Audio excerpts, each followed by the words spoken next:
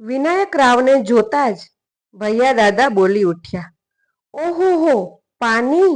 છોકરી, આ તો આપણા રાવ સાહેબ છે. ઠંડા પાણી લાવો ચાલો. અને ભૈયો પોતાની હંમેશની ઢબથી વિનાયકરાવ પાસે જઈ બેઠો. બિલાડીના 2-3 બચ્ચા એના વૃદ્ધ શરીરને ઘસાઈને ફરવા લાગ્યા. વિનાયકરાવનું જીગર ચીરાઈ રહ્યું હતું.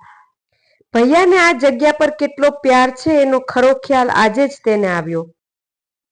મિત્રો, વાર્તા અહીંયા અટકી ગઈ છે, પણ આગળ શું બન્યું એ જાણવા માટે હવે તમારે મારી સાથે ચાલવું પડશે.